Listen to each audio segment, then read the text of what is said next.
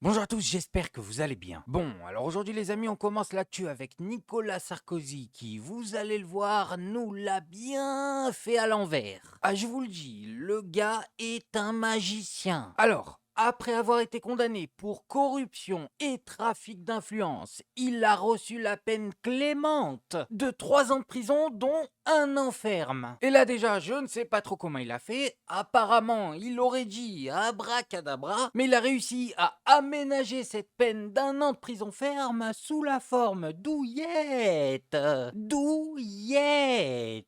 d'un bracelet électronique qui lui a été posé à la jambe en février 2025, soit il y a tout juste 3 mois. Attendez, mais qu'est-ce que vous croyez? C'est pas n'importe qui, Sarkozy. On ne va pas le mettre dans une prison de Moldu quand même. Bon, mais c'est pas fini. Le bracelet qu'on lui a posé devait lui gratter le pied. Parce que même après cette cascade d'indulgence judiciaire, le gars a quand même osé demander sa liberté conditionnelle. Et devinez quoi? Il l'a obtenu. C'est tombé aujourd'hui.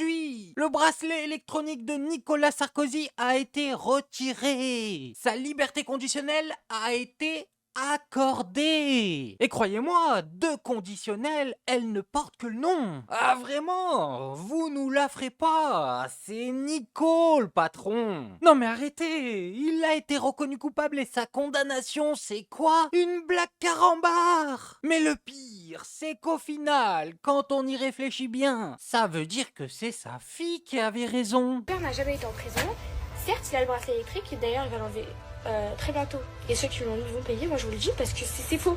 Elle avait dit qu'ils allaient lui retirer, mais elle avait aussi dit que ceux qui lui ont mis vont payer. Alors, je ne sais pas trop comment il faut prendre ça, mais à mon avis, il y en a qui vont mal dormir. Bon, et maintenant on va passer à Sarah Sadman, qui vient, comme d'habitude, sur CNews pour défendre l'indéfendable. C'est sa passion, messieurs, dames. Mais encore, si elle le ferait bien, moi je dirais rien. Mais elle le fait mal, elle le fait mal. Les arguments qu'elle nous donne n'ont aucun sens.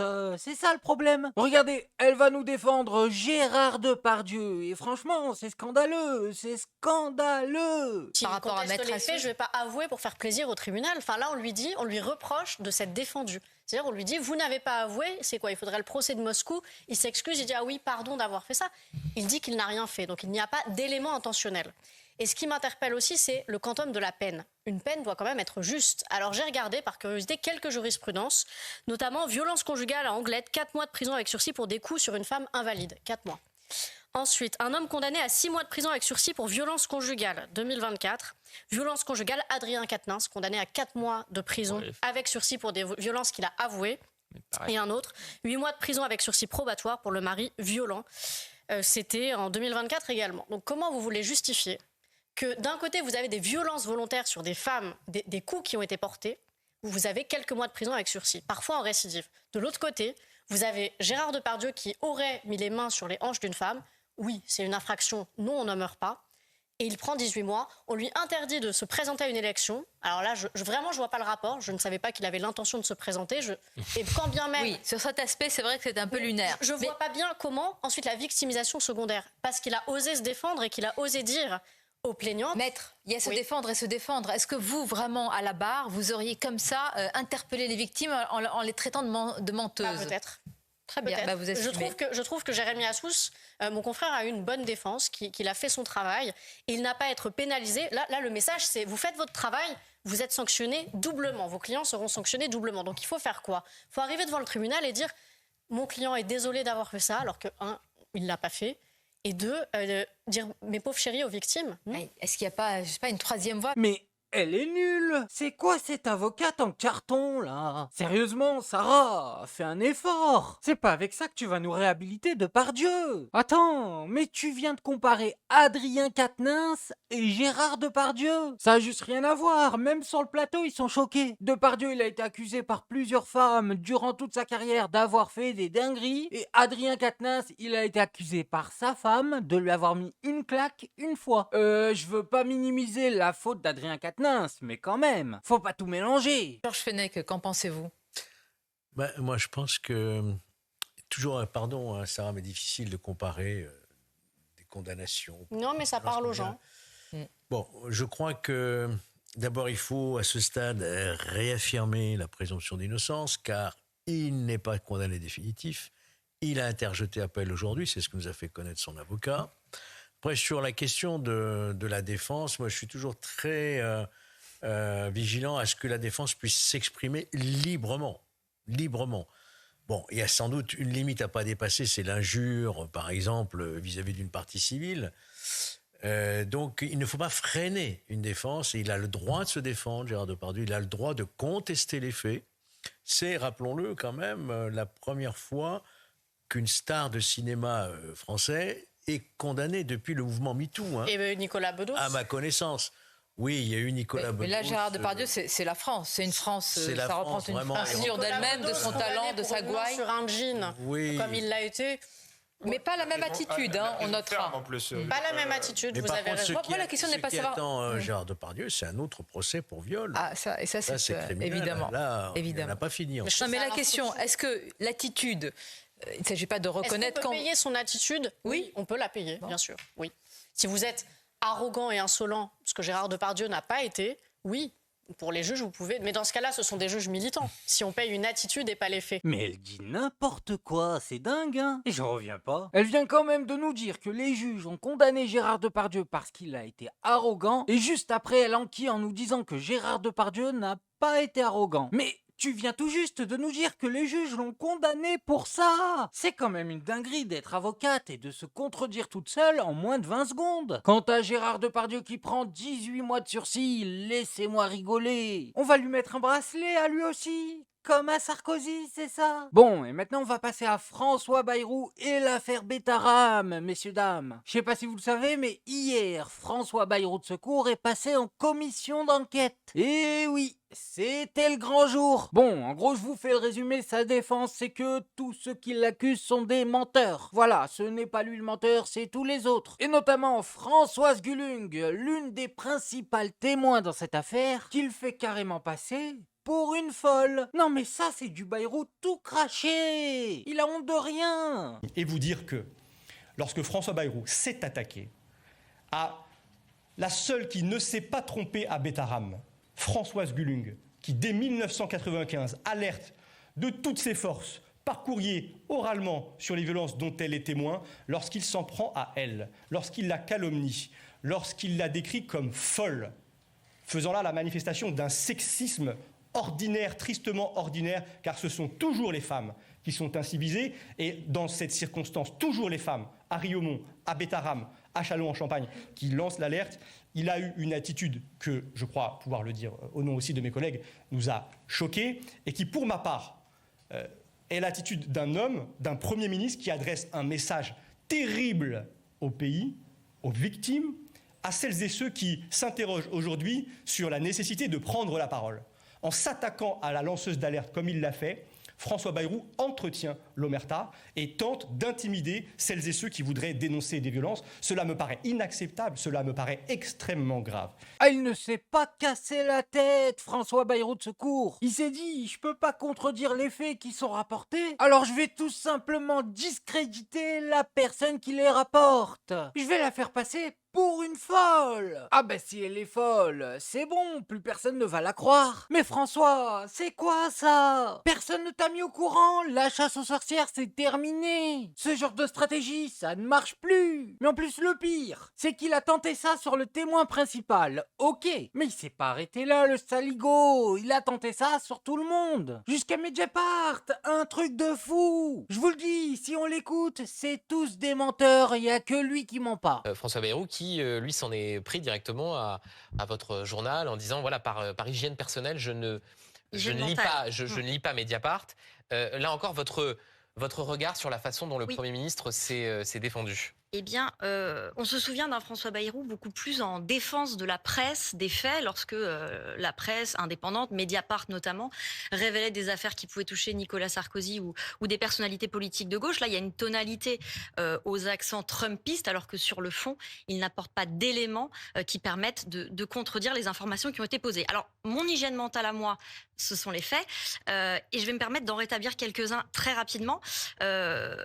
François Bayrou a donc dit sous serment qu'il qui avait renoncé à déposer une plainte en diffamation contre Mediapart le 11 février, au prétexte, cette plainte en diffamation, d'un papier où nous aurions révélé des subventions qu'il aurait accordées à Betharam. En réalité, ce papier a été publié le 12 mars, soit un mois après son annonce de plainte en diffamation. Ça, c'est premier mensonge, à minima, une première inexactitude. Il essaie de discréditer le témoignage de la professeure Françoise Goulung en expliquant qu'elle l'a averti bien après la plainte déposée par le père d'une victime, Monsieur Lacoste. Or, la plainte a été déposée en février 95 et les alertes de Madame Goulung arrivent un mois après. Au passage, je note qu'il ne dément pas avoir été alerté par Madame Goulung. C'est intéressant de le noter. Enfin, il a parlé de ce rapport comme étant le rapport de 96, un rapport plutôt positif. Il n'a pas utilisé le terme soulagé, mais en tout cas plutôt positif. Ce rapport, si on le lit, et c'est ce qu'on a fait à Mediapart, il est quand même accablant pour l'institution. On parle des sévices du perron, donc les gamins qu'on mettait sur le perron à dénuder. Il est accablant, Valentine Auberti, même si, et là je parle sous le contrôle de ceux qui connaissent bien cette affaire, l'inspecteur qui a fait ce rapport reconnaît lui-même a posteriori qu'il a été fait de façon un peu légère et que sans doute il n'est pas allé suffisamment au fond des choses. Tout à fait. Donc voilà, il y avait aussi ce filtre en quelque sorte tout à fait, bien sûr. Dans la façon dont et ce rapport a été certainement mené. qu'il aurait trouvé peut-être d'autres choses s'il était allé plus au fond des choses. Mais dans ce rapport d'inspection, je vous en cite un passage, c'est une phrase. Un surveillant élève a demandé à Marc, le fils de Monsieur Lacoste, de quitter le dortoir et de rester en petite tenue hors du bâtiment. Le directeur de Notre-Dame reconnaît les faits. Deuxième point, le point de départ de cette affaire est constitué par la gifle donnée à un élève de 5e par le CPE. Ce dernier reconnaît les faits. De quoi parle-t-on ? On parle dès 96 de gamins qui ont les tympans perforés. On ne parle pas de pichenettes derrière l'oreille. On parle de tympans perforés. Je me demande comment tout cela a pu échapper à François Bayrou dès à l'époque. Et les coupures de presse, ses réactions, il était sollicité par la presse. C'est assez invraisemblable. Non, mais il est au courant, c'est évident. Mais je vais vous dire le fond de ma pensée là. François Bayrou ne passera pas l'été en tant que Premier ministre, c'est sûr et certain. Tout le monde le sait, personne ne le dit, c'est un secret de polichinelle, il ne passera pas l'été. Donc dans l'affaire Betharam, Ok, c'est scandaleux qu'il ait fermé les yeux. Mais le vrai coupable, c'est pas lui. Il travaillait pas dans l'école. Il n'a pas participé. Donc ma question est, où sont les coupables ? Pourquoi c'est pas de eux qu'on est en train de parler ? Parce que la vérité c'est quoi ? François Bayrou, ce qu'il a fait à côté d'eux, c'est de la rigolade. Donc je suis en train de me demander si actuellement on n'essaye pas de nous la faire à l'envers en utilisant Bayrou de secours comme bouc émissaire. Et comme ça à la fin, si c'est lui qui prend tout, il aura rien. Il a la fameuse immunité des gens connus, comme Sarkozy et Depardieu. Même s'ils sont condamnés à 100 000 ans de prison, ils le prennent soit avec sursis, soit avec bracelet. Bon, et maintenant on va retourner sur ces news, qui ne sont pas contents contre notre président. Parce qu'il a osé dire, tenez-vous bien, que l'histoire jugera si à Gaza il y a un génocide ou pas. Il a même pas dit qu'il y avait un génocide, il a dit que l'histoire jugera. Et bah, CNews juge que c'est trop, voilà, que c'est pas bien ce qu'il a fait. J'ai beaucoup réfléchi en fait sur cette prise de parole qui a provoqué évidemment énormément de colère. Il y a eu un sentiment d'abandon de la part d'une bonne partie des Français, notamment des Français juifs. Mais en fait, en réfléchissant, je pense qu'on peut remercier le président Macron. Parce que enfin les masques tombent.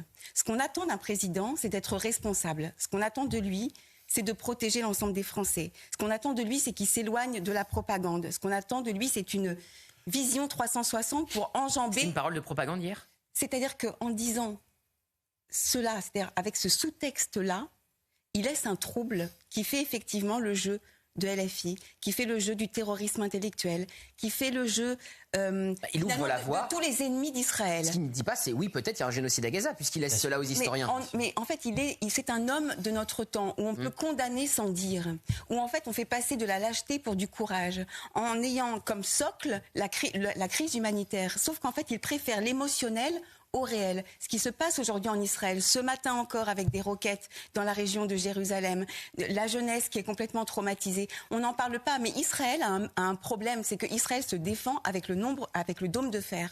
Et comme il n'y a pas un carnage, forcément, on ne peut pas jouer sur l'émotionnel, on joue sur la résistance. Là, ce qu'a fait Emmanuel Macron, au fond, c'est de faire tomber son masque et finalement de choisir Israël comme un bouc émissaire. Et quand vous avez besoin de popularité et de notoriété, il y a un bouc émissaire qui est génial, Mais c'est quoi ça? Le président doit faire ça, le président doit faire ça. Mais le président doit rien du tout, c'est le président. On n'a pas à lui dicter sa façon de penser si on n'est pas d'accord avec lui. On vote pas pour lui, c'est tout le principe. Et le pire, c'est que nous, notre président, on ose lui dire comment penser sur ce sujet. Mais allez voir Bibi et osez lui dire comment penser sur ce sujet. On va voir comment vous allez être reçus. Ah, la liberté d'expression, elle va vous manquer, croyez-moi. Bon, et pour terminer, toujours sur le même sujet, on a la blague de la semaine. Apparemment, on reproche à Macron, en tenant cette position, d'être dans le sens de Mélenchon. Donc là, Prisca Thévenot est obligé de défendre Macron et de défendre sa position. Mais alors là, vous allez voir la remarque qu'on se permet de lui faire. Aïe aïe aïe! Je crois vraiment qu'elle aurait préféré qu'on lui insulte sa mère. Non mais regardez jusqu'au bout comme elle le prend mal. Embêtant. Je pense qu'il faut se rapprocher à ce que vient de dire le président de la République. Il n'est pas en train de donner raison à Jean-Luc Mélenchon. Il dit simplement un rappel des faits. C'est que le terme de génocide ne peut être employé qu'au regard de certains critères qui sont définis par le droit international. Point. Donc là, y voir une volonté de venir souscrire à ce que dit Jean-Luc Mélenchon, c'est complètement du quand fantasme. il a dit qu'il y avait eu un crime contre l'humanité en Algérie. Je vais juste finir ma phrase tranquillement. C'est juste du fantasme absolu. Et là, venir préempter quelque chose qu'il n'a pas dit sur la base d'une supposition qui n'est même pas dans le propos qui a été rapporté par Gauthier Lebret, pardon, là c'est juste faire du tapage sur Macron juste pour le principe. Parce que j'ai une question. Lorsqu'il a dit en pleine campagne électorale qu'en Algérie, ce que les Français avaient fait Gaza, là, était un crime contre l'humanité. Non, vous parlez de génocide, crime contre l'humanité. Vous êtes en train d'expliquer que quand on le parle de certains termes... On peut finir sur le terme de Gaza. Laissez-moi terminer du coup, parce que je vous ai laissé terminer, parce que vous m'avez justement, à juste titre, interrompu là-dessus. Ce que je veux vous dire, c'est que lorsqu'il a parlé de crimes contre l'humanité en Algérie, à ce moment-là, Emmanuel Macron n'a pas pris les mêmes pincettes qu'il prend ce soir pour dire clairement qu'il n'y a pas de génocide et rentrer dans cette logique. Non, c'est-à-dire qu'à chaque fois, sur l'Algérie, pour dire qu'il y a un crime contre l'humanité, ça, il y va à gogo. On parlait de Gaza, je vous réponds sur Gaza, et vous êtes incapable de poursuivre la conversation sur Gaza, vous passez sur tout autre sujet. Parce que c'est une cohérence. Gaza et l'Algérie, c'est une cohérence? Non, c'est une cohérence sur un terme de politique. C'est que la politique étrangère, vous le savez très bien, la politique étrangère, c'est mu par des grandes cohérences, bien entendu. Qu'est-ce que vous pensez, Prisca Thévenot, des propos d'Emmanuel Macron sur y a-t-il un génocide à Gaza? On lui pose la question, ce n'est pas à moi de le dire, ce sera aux historiens plus tard, comme s'il y avait la possibilité qu'il y ait bien un génocide à Gaza.